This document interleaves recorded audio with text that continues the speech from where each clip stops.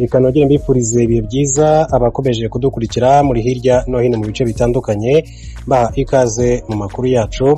Nyir'uruganda rwenga inzoga yitwa Umuneza iherutse guhitana abantu bagera kuri 11 akaba yamaze gutabwa muri yombi. Urwego rw'igihugu rw'ubugenzacyaha RIB rwatangaje ko rumaze gufata cyangwa se guta muri yombi abantu bagera kuri 5 bafite aho bahuriye n'ikibazo cy'inzoga itujuje ubuziranenge yitwa Umuneza yatumye abagera kuri 11 babura ubuzima, abandi 4 bakaza guhuma.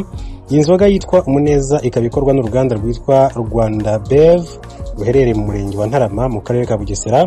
Ku itariki 27 Ukuboza 2021 nibwo hatangiye kumvikana amakuru avuga ko hari abantu 4 bari bamaze kwicwa no kunywa inzoga yitwa Umuneza. Muri uko kwezi ikigo cy'igihugu gishinzwe kugenzura ibiribwa n'imiti mu Rwanda, Rwanda FDA, cyahise gisohora itangazo kivuga ko cyahagaritse by'agateganyo inzoga. Kugeza ubu abantu 11 bo mu turere twa Bugesera na Gasabo nibo bishwe n'inzoga, ndetse kandi hari 5 batawe muri yombi bakurikiranyweho kubigiramo uruhare. Umuvugizi w'urwego rw'igihugu rw'ubugenzacyaha RIB Dr Murangira Bitsiri yabwiye kimwe mu bitangazamakuru byandikira ku butaka bw'u Rwanda ko mu batawe muri yombi harimo umuyobozi wa Rwanda Bev witwa Marcel Ngarambe. Yakomeje avuga ko Ngarambe yatawe muri yombi kuwa mbere tariki ya 3 Mutarama 2022 mu gihe abandi 4 bafashwe kwa 27 Ukuboza 2021.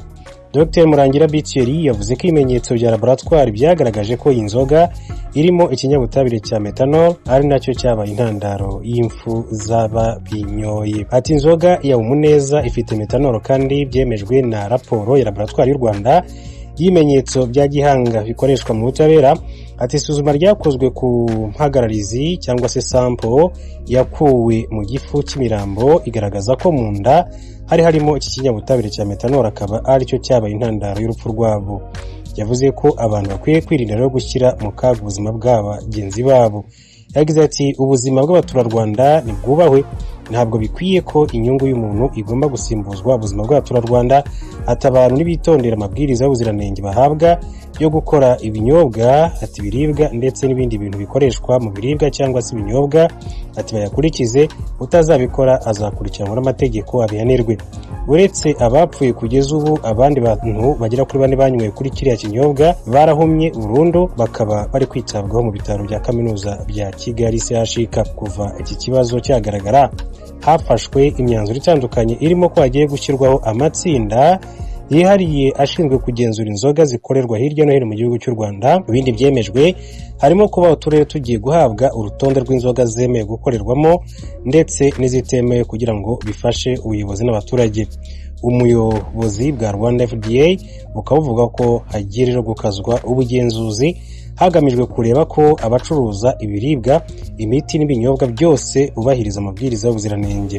Abatawe muri yombi bakaba bafungiye kuri sitasiyo ya RIB ya Kimihurura, iya Kicukiro n'iya Gikondo mu gihe hagikorwa iperereza kugira ngo dosiye zabo zishyikirizwe ubushinjacyaha nk'uko amakuru atugera akomeza kugenda abivuga. Amakuru yo mu karere k'ibiyaga binini, ingabo z'u Burundi zakoze igitero ku bagwanya ubutegetsi b'umugwi Red Tabara ari mu bice bitandukanye by'imisozi miremire ya groupement ya Kigoma iri muri territoire ya Uvira, intara ya Kivu yo mu bumanuko. Inkuru y'umumenyesha makuru w'ijwi rya Amerika Vedaste Ngabo ari Uvira. Amakuru dukesha bamwe mu bakongomani bari kumwe n'igisirikare cy'u Burundi batashatse ko tuvuga amazina yabo, bavuga ko igisirikare cy'u Burundi ejo ku cyumweru cyagabye ibitero ku nyeshamba z'abarundi za Red Tabara, bazirukana muri bimwe mu birindiro byazo byari Kashengo, Kitabuza, Mpegeri ndetse na Rukuka.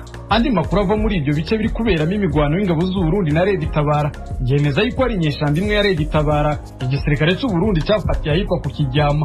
Ijwi rya Amerika ryavugishije umuvugizi w'inyeshamba z'abarundi za Red Tabara Patrick Nahimana yemeza yuko baraye bagwanye n'igisirikare cy'u Burundi hamwe n'imbonerakure. Amakuru ahari nuko ejo mu masaha ya saa 9 kuruga zimwe mu ngabo z'u Burundi ziri kumwe n'imbonerakure naho eko zigana ari ibirindiro byacu. Rero ugwa mu mitego yacu turiko turagwana rero kuva ejo byabereye aho bita mu Gashengo, bibera aho bita mu Rukuka, bibera no mu Gitembe. Ubu tuvugana rero niho bari abo bantu, rero tuvugana turabona aho bari muri amakarita kubwiye, ariko rero hari umuco umwe waba waraye urenganye ugaca mu murongo ukabara mu kagari igihe tuvugana. Iyo uvuga ko ari ingabo z'u Burundi muri kugwana nazo ni iki kigaragaza ko ari ingabo z'u Burundi? Kuko dufite amakuru ahagije aho bavuye muri batayo mu Cibitoke. Mwaba mwatakaje abantu bangahe ku ruhande rwanyu cyangwa ibo batakaje bangahe? Ku ruhande rwabo byo twarashe abantu 10 bapfuye, turabona amahiti zabo, ariko twe ku ruhande rwacu gushika ubu nta kibazo turagira. Ariko ibo bavuga yuko hari umugwanyi wanyu bafatiye ku kijyamo ejo. Oya niyo niko bimaze kuvuga ko atari abasada bashobora kwigira. Ibi byo kugwanira ku butaka bwa Kongo muri Abarundi mubona bisobanura iki? Yewe leta y'u Burundi ne yaje batondera twahungiye twari hino turondera twirenganura urumva rero twaba duteyeho no twibunira. Gusa twavugishije umuvugizi w'igisirikare cya Kongo muri aka karere Major Dieudonné Kasereka atubwira yuko nta makuru afite kuri iyo migwano. Mu kwezi kwa 12 gushize hagati ya tariki ya 24 na tariki ya 25 societe civile zo muri Uvira zavuze yuko abasirikare barenga 380 b'u Burundi binjiye muri Kongo banyuze za Remera muri territoire ya Uvira berekeza mu misozi miremire za Kifuni ho muri groupement Kigoma. Je prends les cas récemment les 25 à 24 il y a eu infiltration armée, il y a eu moins armée burundaise pour plus de 380 personnes. Armée burundaise il traversait facilement on était à tariki ya 25 ukwezi kwa 12 hari ingabo z'u Burundi zirenga 380 zinjiye ahitwa Kitemesho bazamukira mu misozi ya Remera banyura ahitwa Kidote Nyawera bajya ahitwa Gifuni. Mu gihe inzego zishinzwe umutekano no kwivuna abanzi mu gihugu cy'u Burundi zarimo zifuriza Perezida Evariste Ndayishimiye n'umuryango w'umwaka musha mwiza, yavuze yuko umugwi wa Red Tabara ari uw'iterabwoba. Kandi uryama umukondo wa sosingo yijanjaye twame turyamiye amajanja twese umwaka ntaduce mu byahumye kuko murazi ko yama yagaragaje akatani kake gukurira n'abene gihugu bakasiga ubuzima aho hakurya mu buseruko bwa Kongo.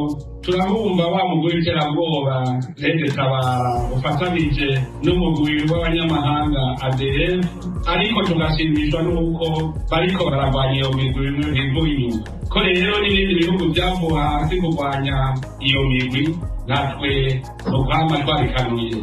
Ubwa mbere igisirikare cy'u Burundi kigwanira muri territoire ya Uvira n'inyeshamba za Red Tabara, ahubwo no mu mwaka wa 2020 mu kwezi kwa 4 baragwanye. Mu myaka ishize igisirikare cy'u Burundi cyagiye gihakana ko kitinjiye ku butaka bwa Kongo, ariko bikagaragara mu maraporo y'inzobere za Loni ko ico gisirikare cyari muri Kongo.